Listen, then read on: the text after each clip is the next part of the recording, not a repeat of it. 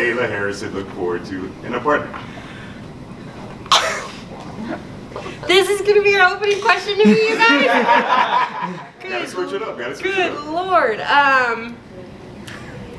You know, to be quite honest with you, I have had I've had not the best luck with partners in the past, and I've made some big mistakes when it comes to what I accept and what my boundaries are and what they aren't. And I've had a lot of learning to do, a lot of growing to do, and a lot of healing to do from that.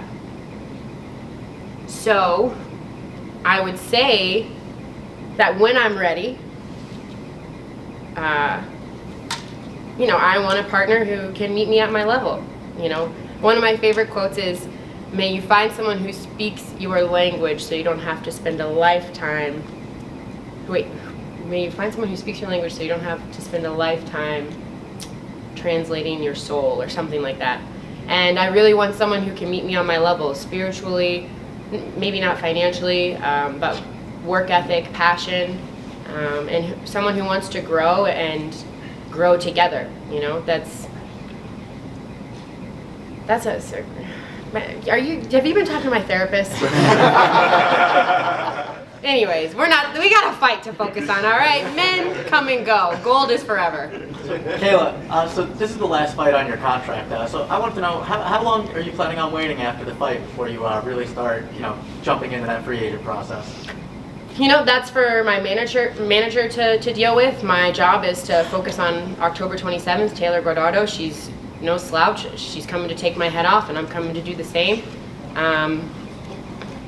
I also got like a 3-year-old birthday party at a gymnastics place I got to get through, and all kinds of stuff. So I'm sure Ali will manage all of that. That's why he's the best in the business, and that's why I have people like him around me, so I don't have to worry about that stuff. My job is to win, and all of that stuff will work itself out. Thank you. Kayla, what's with the whole slapping Dylan Dana story that came out? What's that all about? Yeah, thank you for asking that, actually. I'd like to clear the air. Well, first of all, people have a tendency to run away with stories. I did not slap him. What happened was, we were at a nightclub, and he and some of the people that I was with at the time were, I don't know, Twitter beefing. I don't know exactly. I don't like to get involved in drama, but the men were kind of starting to go at it, and there was about to be a fight breakout. So I just stepped in the middle, because I was a female. There was a lot of prominent people who shouldn't be getting in fights, and I just kind of pulled on his hoodie, and I said, "Hey, listen, like, you go over there in that corner." And then he went over in that corner, and we went to our booth, and everything was fine. So I did not assault Dylan Danis. I didn't slap him. I didn't punch him. I didn't knock him out. I didn't choke him. It just gets blown out of proportion. But I feel like I averted a crisis that night. So that's what a mom does. They just diffuse the situation. But thank you for bringing it up, because I saw someone tweeted about, like, Caleb slapped Dylan Danis, and I'm like, I did not slap him. Kayla, you've talked a lot about your goal of trying to become a complete mixed martial artist. How close do you feel like you are to achieving that goal in terms of, and what does reaching that goal look like for you? Well, I do feel like I'm a martial artist now. I feel like I'm no longer a judo player in a cage. I feel like I'm well-rounded. I've worked really hard for the last 3.5 years to get to that point. I've trained with the best of the best. I haven't taken any shortcuts. I haven't skipped any days, and I have the confidence and self-belief now to know that I'm prepared wherever the fight goes. Having said that, why mess with success? You know, if they can't stop it, if it ain't broke, don't fix it. Everyone knows I'm the best grappler in the world, and good luck trying to stop me. So until I run into that immovable object, I'm just gonna keep blast doubling girls, taking them down, and finishing the fight with ease. But what was the second part of the question? I guess, where do you feel like you're in that process, and what does reaching that goal look like for you? Yeah, I just feel like I'm getting there every day. I'm not where I want to be, but every day I get closer and closer. You know, that's part of my discipline. That's part of my drive.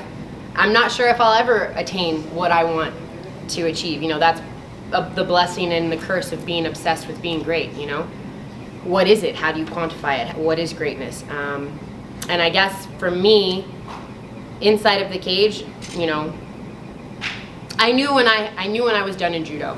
So when I get that feeling again in MMA, I'll know that I've achieved my goals. And outside of the cage, you know, I just want to live a life that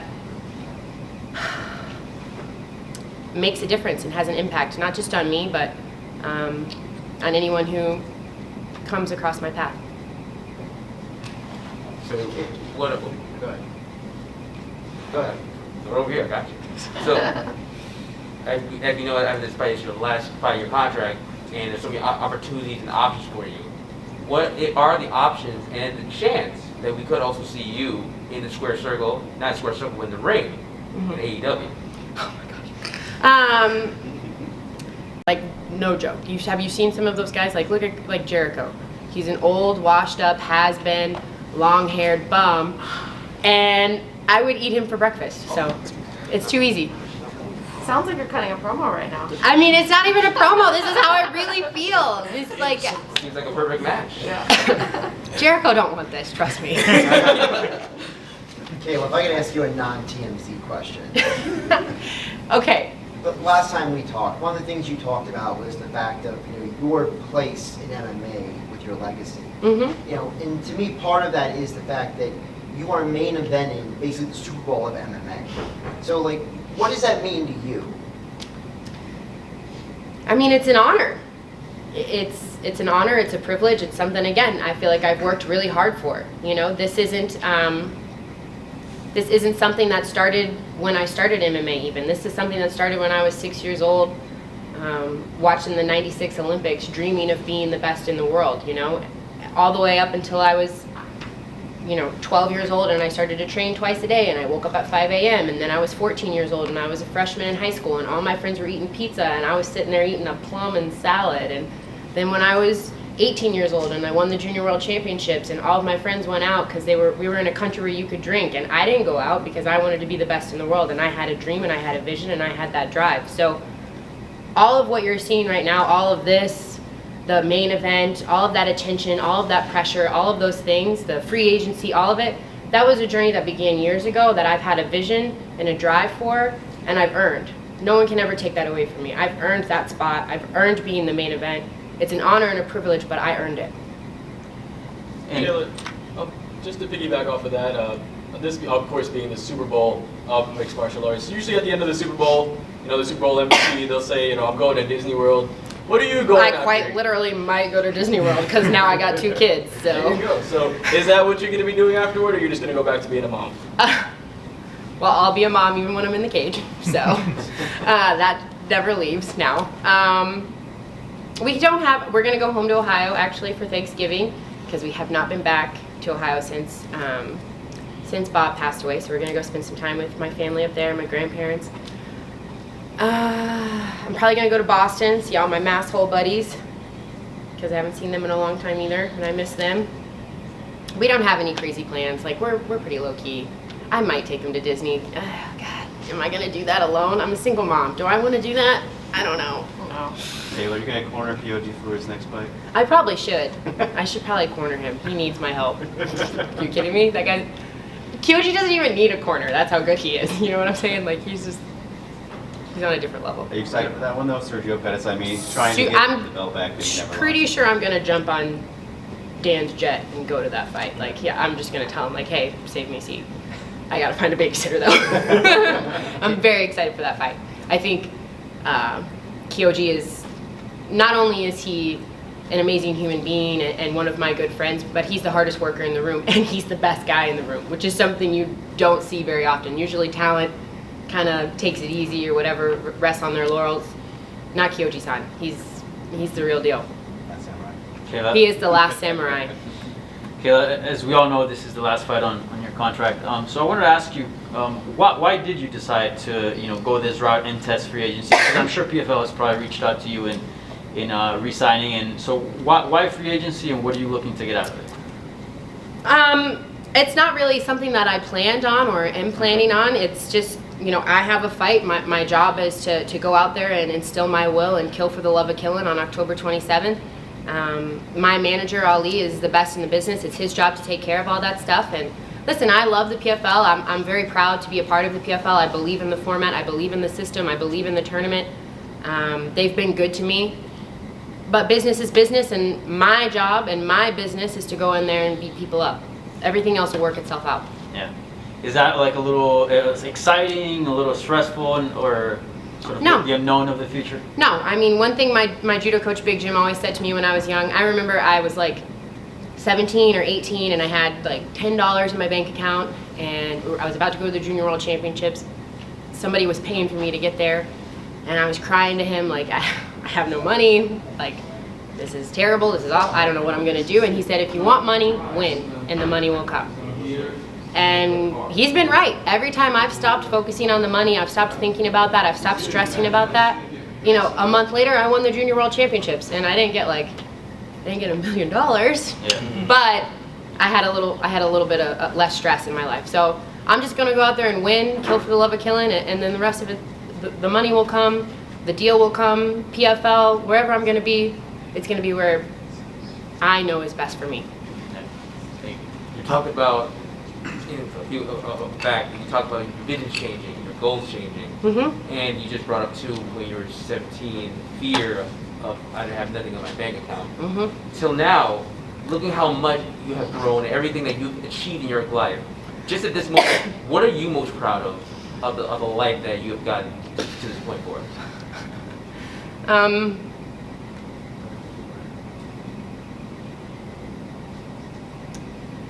You know, I think it's safe to say that I've had a pretty hard life.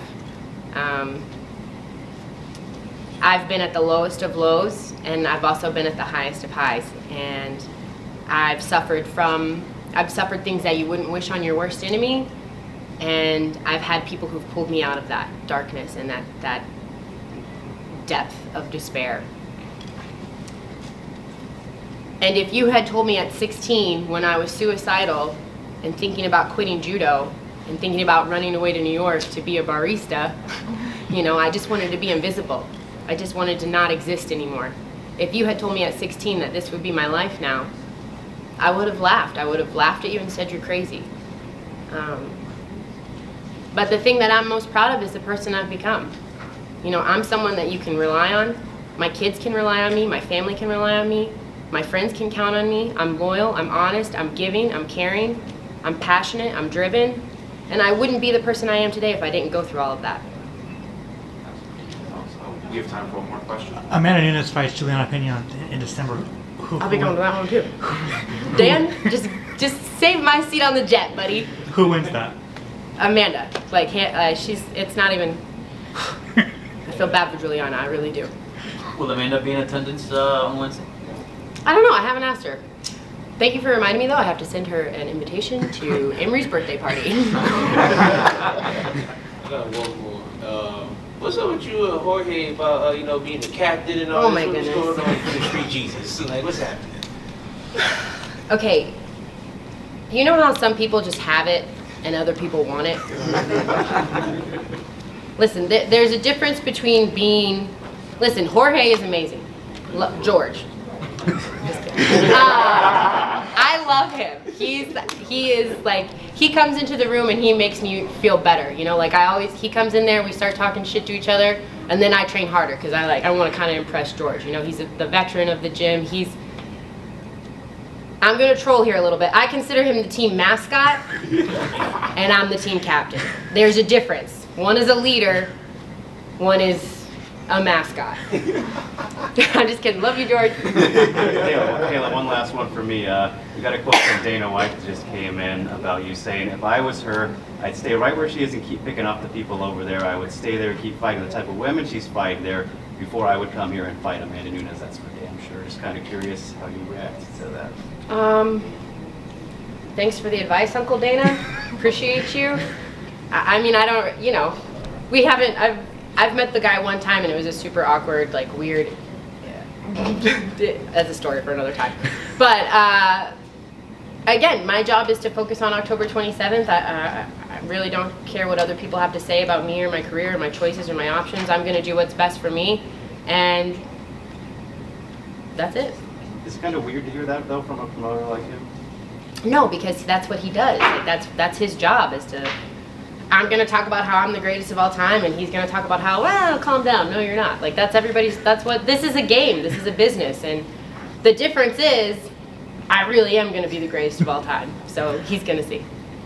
That's for sure. Hey!